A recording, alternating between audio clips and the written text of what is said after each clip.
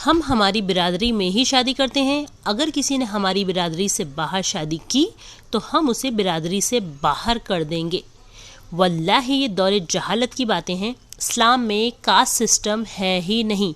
There is no caste system in इस्लाम।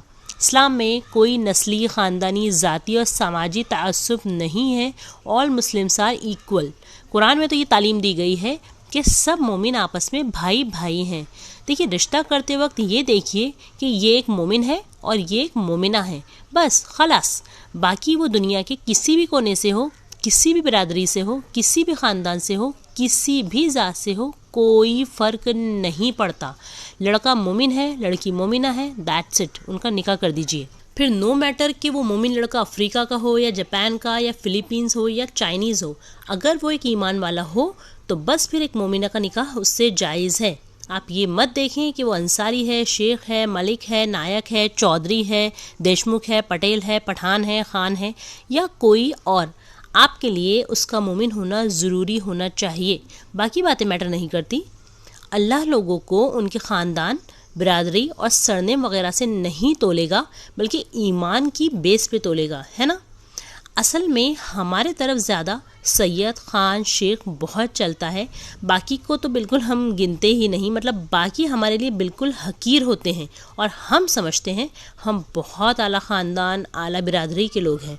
बाकी सब तो हमसे नीचे के ख़ानदान के लोग हैं। हमें लगता है एक सैयद घराने की बेटी सैयदों में ही जाना चाहिए।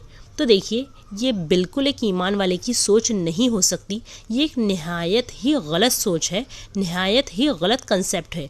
देखिए, एक सैयद का निकाह गैर सैयद में भी जायज़ है, एक कुरैशी का गैर कुरैशी में भी जायज़ है, इसी तरह एक हाशमी का गैर हाशमी में और एक अंसारी का निकाह गैर अंसारी में भी जायज़ है। क्योंकि नबी करीम सल्लल्लाहु अलैहि वसल्लम ने फरमाया, जब तुम्हारे पास ऐसे शख्स का रिश्ता आए जिसका दीन और अखलाक तुम्हें पसंद हो तो उसका निकाह कर दो। और ये बात नबी करीम सल्लल्लाहु अलैहि वसल्लम ने एक नहीं बल्कि एक से ज़्यादा मर्तबा फरमाई।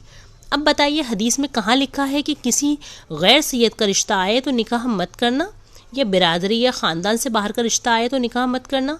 बल्कि हदीस में तो अल्फाज हैं दीन और अखलाक, यानी मैनर्स को आपको अहमियत देनी है और निकाह कर देना है। ये नहीं देखते बैठना है कि सैयद है, ख़ान है, शेख है, पठान है या कोई और। देखिए, रिश्ता करते वक्त सोशल लेवल को ज़्यादा देखा जाता है। अब सोशल लेवल में क्या क्या आता है, तो देखिए, सोशल लेवल में आता है लीनिएज यानी नसबनामा, वेल्थ यानी मालदारी, एजुकेशन, प्रोफेशन और जॉब वगैरह।